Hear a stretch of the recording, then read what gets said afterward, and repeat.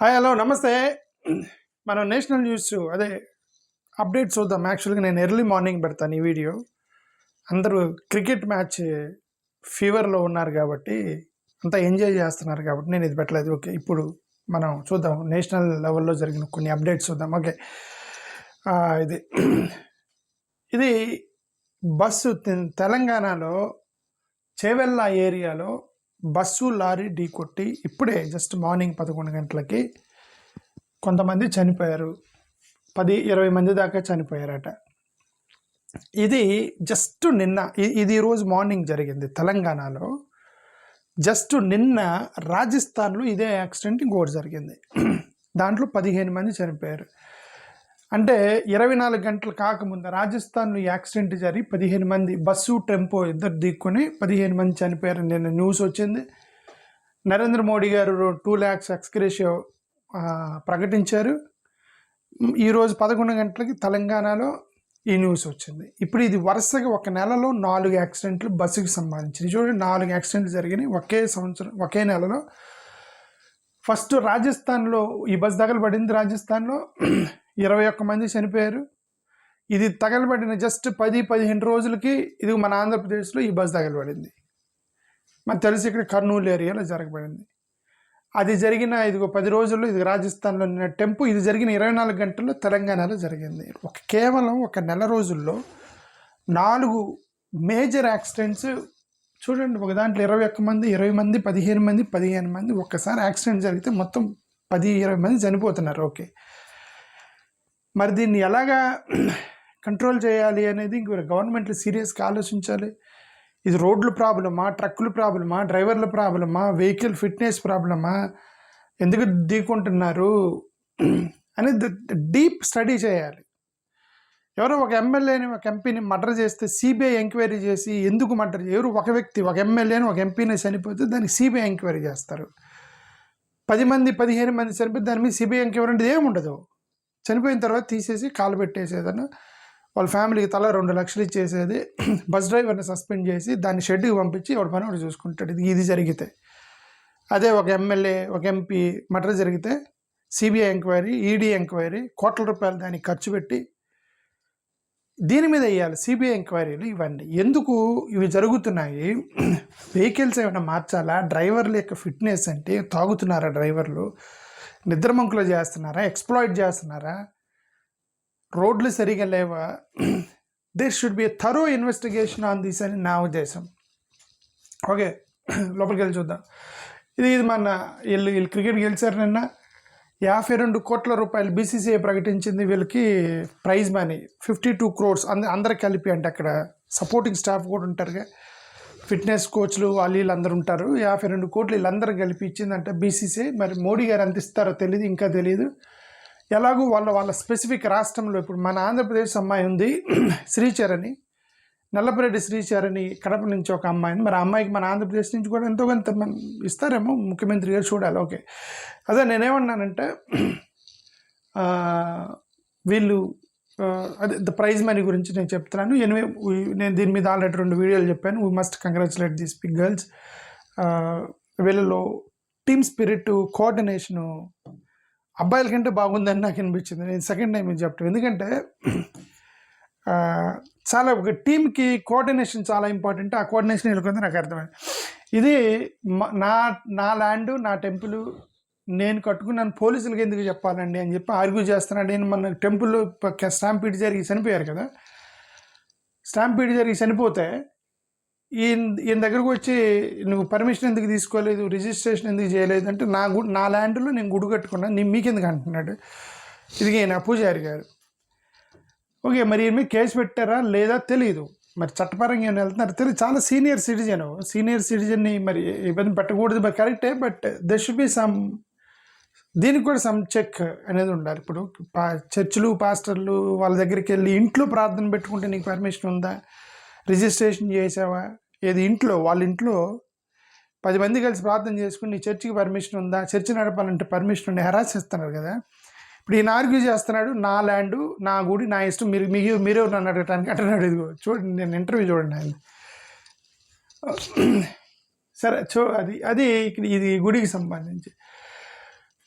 ఇది నిన్న రాహుల్ గాంధీ బీహార్కి సంబంధించిన న్యూస్ చూద్దాం. బీహార్లో ప్రసంగం చేస్తూ ఈయన మళ్ళీ అదే ట్రంప్ అంటే భయము అన్నాడు. Okay, got a panic attack. Trump పేరు చెప్తే ఈయనకు గుండె నొప్పి వస్తుంది, ప్రధానమంత్రి గారికి ప్యానిక్ అటాక్ వస్తుంది అని ఒక స్టేట్మెంట్ చేశాడు. ఇది ఇతను నిన్న చేపలు పడటానికి పోయాడని చెప్పి సోషల్ మీడియాలో తిరుగుతున్న వీడియోలు రాహుల్ గాంధీ అపోజిషన్ లీడర్కి సంబంధించి. ఓకే, ఇది అది ఆయన ప్రధానమంత్రి అయినా పోయినా, but he's enjoying his life. One thing we can understand from the leader of opposition is he enjoying his life. Rahul Gandhi promises Nalanda like university. మేము గెలిస్తే నలంద యూనివర్సిటీ లాంటి యూనివర్సిటీ పెడతామన్నారు. పిఎం మోడీని ఇండస్ట్రీ లిస్టులో అదానీ అంబానీ లాంటి వాళ్ళు కంట్రోల్ చేస్తున్నారు. ప్రధానమంత్రిది ఏం లేదు, మొత్తం అదానీ అంబానీదే. వాళ్ళని చెప్తే చేయాలి.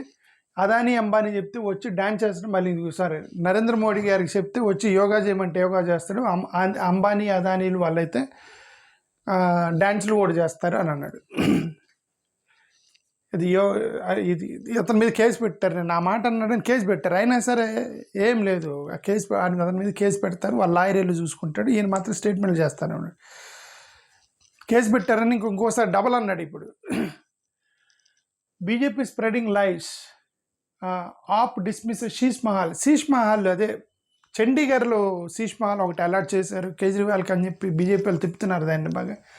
ఇప్పుడు ఆమ్ ఆద్మీ పటేల్ మీరు అబద్ధం చెప్తున్నారని వాళ్ళ యొక్క ఉద్దేశం. Aam Aadmi party BJP spar over pollution Yamuna river మీద కొట్టుకుంటానే ఉన్నారు. డ్రింకింగ్ వాటర్ మీద కొట్టుకోరు. ఇది ఢిల్లీలో రాజకీయం ఏంటి అర్థం కాదు. డ్రింకింగ్ వాటర్ మీద కొట్టుకోరు, ఉద్యోగాల మీద కొట్టుకోరు, స్కూల్స్ మీద కొట్టుకోరు. అక్కడ ఇది యమునా రివర్, అది రివర్ అంటే ఇంకా అదేమంటే సెంటిమెంట్స్ అంటున్నారు వీళ్ళు.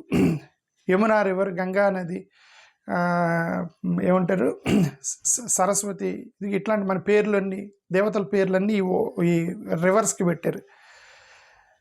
ఆ రివర్స్ దగ్గర ఇప్పుడు వీళ్ళు గొడవ పడుతున్నారు వీళ్ళు. బేసికల్లీ అది వాటర్ ఎక్కడో ఊరి అది పోయి సముద్రం కలిసిద్ది. అది ఒక క్యానల్ లాంటిది, సముద్రం నీళ్ళు, దాంట్లో మురికి నీళ్ళు అన్నీ వస్తూ ఉంటాయి. నువ్వు క్లీన్ చేయడానికి ఏదైనా పాండ్ అయితే నువ్వు క్లీన్ చేయొచ్చు. మూవింగ్ వాటర్, ఈ రివర్లు నదులు ఇవన్నీ కూడా పారుతూ ఉంటాయి. పైన ఎవడన్నా చెత్త వేస్తే మన ఇంటి ముందుకు వచ్చింది అది పారుకుంటూ. దాన్ని నువ్వు క్లీన్ చేస్తే మళ్ళీ వేస్తాడు, పైన ఎవడో ఒకటి వేస్తాడు, ఇక్కడికి వచ్చింది. మహారాష్ట్రలో చెత్త వేస్తే వచ్చి ఆంధ్రప్రదేశ్లో పడింది. ఓకే, ఆ రివర్ల మీద నువ్వు క్లీన్ చేయలేదు ఎందుకు క్లీన్ చేయలేదు అని పవిత్రమైంది గంగా నది, సరస్వతి నది అని వీళ్ళు కొట్టుకుంటున్నారు అక్కడ ఢిల్లీలో. దాని బదులు why don't you fight for schools, why don't you fight for employment, why don't you fight for this one. అది దాని మీద స్కూల్స్ గురించి అడిగితే ఎవడు ఓటేయడు, ఉద్యోగం గురించి ఎవడు ఓటేయడు. ఇదిగో యమునా నది, గంగా నది అని కానీ ఓట్లు వేస్తున్నారు అందరికీ. అది వాళ్ళ యొక్క సెంటిమెంట్ అంటున్నారు. అదేమంటే అదే ఢిల్లీ రాజకీయం. అదే Congress turns up heat and union minister for resignation 2500 crore land sale. మహారాష్ట్రలో ఒక మినిస్టర్ 2500 కోట్ల రూపాయల ల్యాండ్ సంబంధించినటువంటి స్కామ్ చేశాడని వీళ్ళు ఎలిగేషన్ చేస్తున్నారు మహారాష్ట్రలోకి సంబంధించిన కాంగ్రెస్ వాళ్ళు.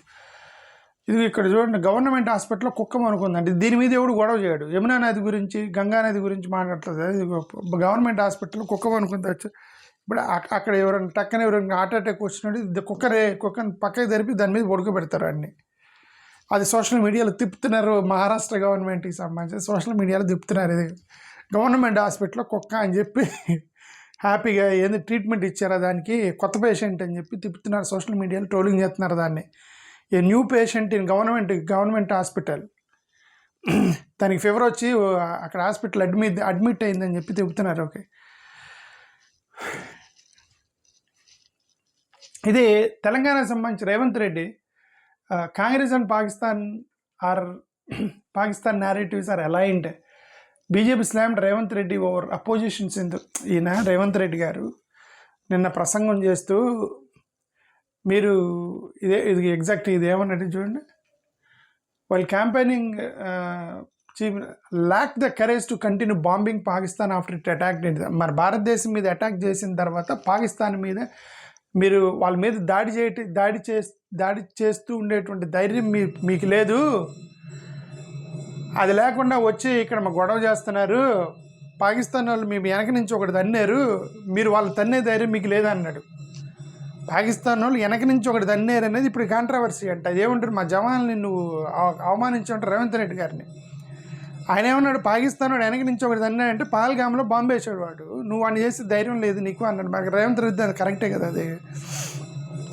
ఓకే, ఇది ఇక్కడ తెలంగాణ రాజకీయం అది. ఓకే, ఇది చూడండి, నిన్న బీఆర్ఎస్ ఆఫీస్ మీద గొడవ పోయి దాడి చేసి ఫర్నిచర్ మొత్తం తగలబెట్టారు. బీఆర్ఎస్ ఆఫీస్ మీద కాంగ్రెస్ వాళ్ళు వెళ్ళి మొత్తం ఫర్నిచర్ మొత్తం తగలబెట్టారు బీఆర్ఎస్ ఆఫీస్ మీద. ఇది ఇంకా ఆయన వీళ్ళందరూ ప్రెస్ మీట్ పెట్టి ఖండించని పోయారు, దాడి చేశారు, తగలు నూకారు. 44 parties తమిళనాడుకి సంబంధించి 44 parties decides to move supreme court against SIR after meeting chaired by Tamil Nadu CM Stalin. Tamil Nadu chief minister Stalin గారు ఎవరైతే ఉన్నారో